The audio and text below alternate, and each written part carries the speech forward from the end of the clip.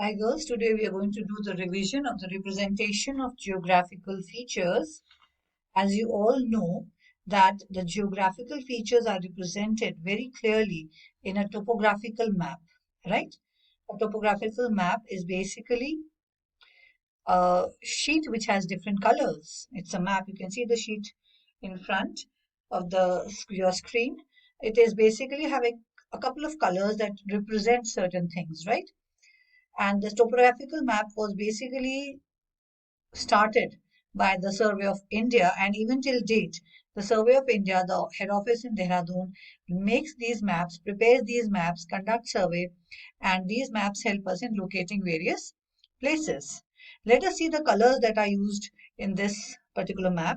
We have a blue color that represents all the water bodies that are there. It can be in the form of a well, it can be in the form of a perennial river, it can be in the form of a canal which is having water. Red color basically represents the settlements and the different type of roads along with the grid lines. So the different roads which are found in the topographical map are metalled, unmetalled, cart track, pack track, and footpath. So all these roads are shown with red color. Apart from this, the settlements that are in the form of permanent hut, temporary hut, or temples, all the buildings they are shown with red color. Not only this, the grid lines, which are known as the northings and the eastings, are also represented by red color. Let us come to black color. Now, what is the use of black color in a topo sheet? The black color is basically used to represent dry features like dry streams, dry tank. These are the dry streams that are there, right? The dry tank which is here. So these are and another dry tank is here. So it represents dry features like dry streams, dry tank, as well as it is also help us in noting down the names of the villages. Broken ground. Broken ground is basically, places which are near the rivers and they do not have dry due to dryness and wetness of the region, the ground actually becomes broken, cracked. The green color is represented in the form of forest. So if there are forests, so that forest will be represented by green color. Coming to the yellow color, which is basically found in this topo sheet that I showed you, is basically for agriculture. That means here people are farmers. They are doing agriculture and cultivation is the main occupation. Coming to white color, if you see white color, you will find it in the areas which are barren lands, stony waste, open scrub, or rock outcrop. That means this region is rocky. You may find stones in this region. There are brown color patches also in the topo sheet, which basically show the contour lines, the form lines, or the sandy features in the form of sand dunes, if the topo sheet is from the desert region. Coming to the different scales that are there. Now, when we are going to see the topo sheet, we have to find the distance of different places. If I show you the topo sheet that is there, and we would like to find the distance of a particular place from the other, suppose I want to find the distance of this particular village from the stony waste which is there. To find the distance, we have got a method which is known as direct method, in which we find a direct distance from one place to another. How do we find it?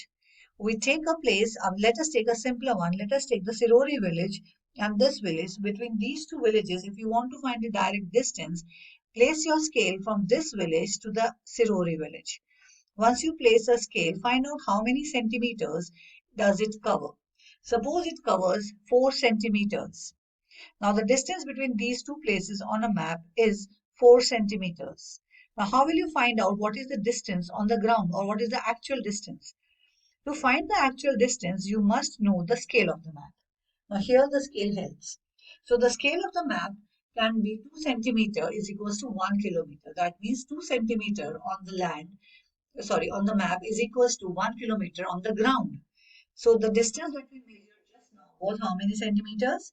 It was 4 centimeters. Therefore, on the ground, the distance will be 4 divided by 2. That comes to 2 kilometers. Am I clear? Now, there are three different scales that are given in the map. One is known as the statement scale, also known as the verbal scale. The second one is the linear scale, and the third one is the representative fraction. A statement scale is a simple scale which is written in the form of words, like it is given here. 2 centimeter on the map represents 1 kilometer. So you write simple that 2 centimeters equals to 1 kilometer. This is known as a simple statement scale. While a linear scale is in the form of a line, as you can see in the map. This line represents a scale which has got two major divisions. From 0 towards the right hand side, you have 1 and 2 given in this. And from 0 towards the left hand side, there is further division. So this scale also represents 1 kilometer is equals to, 2 centimeters equals to 1 kilometer. So if you see, the gap between 0 to 1 will be 2 centimeter, right? So the divisions which are from 0 towards right hand side, they are called primary divisions. What are they called? They are called primary divisions, in which you have kilometers which are represented. While from 0 towards left hand side, it is showing divisions in meters. So if you measure these, you will find out that they are representing 100 meter per division. Therefore, it is covering 1000 meters. And we know that 1 kilometer is equals to 1000 meters. That means from 0 to 1 in the left hand side is 1 kilometer, which is divided into 1000 meters. It makes us easy to find the accurate distance between the places. I hope I made this very clear to you. The third type of scale is called a representative fraction, and basically it is given in the form of ratio. Here we do not use a unit. It can be written as 1 is to 25,000 or 1 upon 25,000, which means that it can use any unit. The scale is used internationally, like 1 centimeter if you use will be equal to 25,000 centimeters. So 1 centimeter on map will be equal to 25,000 centimeters on ground. This scale is basically used internationally because any country can have its own metric system. So they can use any measurement. It can be centimeters, it can be inches. And in this case, on both the sides, the measurement does not, the unit does not change. So this is known as representative fraction. Is it clear? Now let us come to measuring direct distance. Theoretically, let us read so that it's very clear to you people. So what is a direct distance? If the distance between 2 points is in a straight line, then a ruler can be placed between 2 points and measured. So suppose the places are A and B, as I have drawn with the help of a pen. So between A and B, when we join them by a straight line, and then we read the scale over it, right? So once we read the scale, then on the basis of the scale given in the map, we can find the distance on ground. Now don't get confused between the word scale. One scale I'm talking when you're keeping your scale, which is you have physical in your hand, the scale which shows centimeter scale, you keep it over here between A and B. And the next scale that I use is the scale that is given on the topographical sheet. So step 1 says that place the divider or the feature, or if you want to use a divider, you can use divider, but we have learned the measurement, how to find it using a scale. So you place the scale, find out the distance between these two places. Suppose it comes to 10 centimeter. Now read what is the scale given on the map. If it says 1 centimeter is equals to 1 kilometer, then the distance between place A and B will be how many kilometers? 10 kilometers. But if it says that the scale is 2 centimeter is equals to 1 kilometer, then the distance on ground between A and B will be 10 divided by 2, that is 5 kilometers. I hope I made this very clear to you people.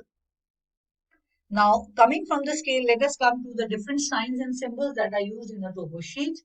These signs and symbols that are used on a topo sheet are called as conventional symbols. Now, we use different symbols, different colors are also there. So, first of all, let us talk about the boundaries. This black color symbols which are shown are the boundaries. For an international boundary, this is a particular symbol. You have a series of lines which are very bold and alternate dashes are there, right? So this is the international boundary. That means the boundary between two countries will be represented in this. The second symbol shows the state boundary. Let us observe the second symbol. This is the second symbol which is a bit lesser bold. It represents the state boundary. The third one shows the district boundary. It is basically in the series of small dashes without any full stop in between. And the last one represents the tehsil boundaries, which is just in the form of dot, dot, dot. All these are black in color. So these are the different boundaries, symbols used for representing the boundaries of the state, district, country, and tehsil. Coming to the different roads, which are really important for transport, we have different symbols for each type of a road. So for a metal road, we have this double red line.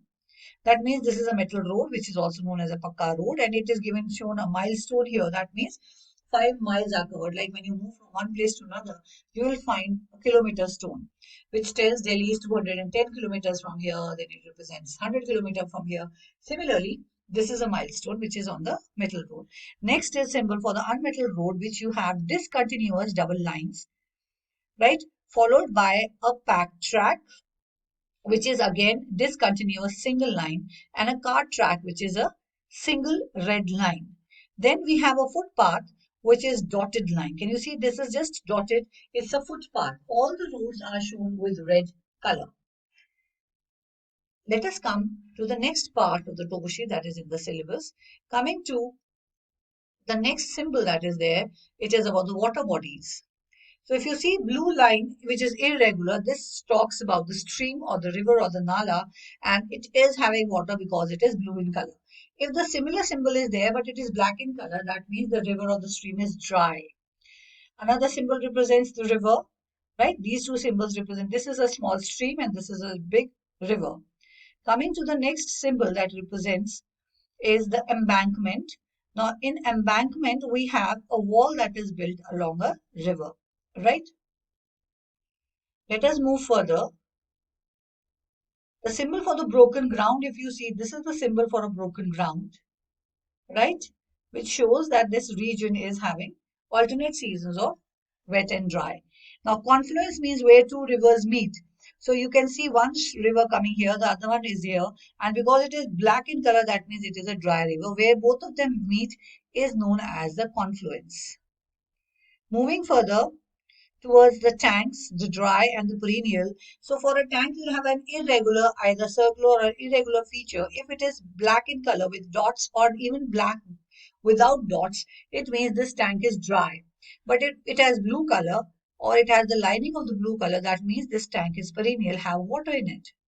Coming to the wells, if you see this kind of a well, which is filled with blue color, it means it is a lined well. If brackish is written next to a well, that means this is salty in taste and the water is not fit for drinking. If the well is in the form of a just blue circle, which is not filled, it is an unlined well, which is also known as a kacha well, which does not have the lining of the bricks around it. I think these wells are very clear to you, right? Let us move further and let us see what are the other symbols which are there. Let us come to the drainage pattern.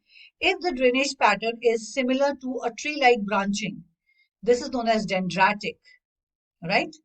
If it is making an angle roughly 90 degrees, that is known as trellis. It is more or less rectangular. If you see the rivers are moving in all the direction, that is called radial. But if a river originates and then dies off, do not meet the other river, this is known as a disappearing stream. They can be blue or black in color. If they are black in color, we are talking about the dry streams. If they are blue in color, we are talking about the streams that have the capacity to hold water or they hold water.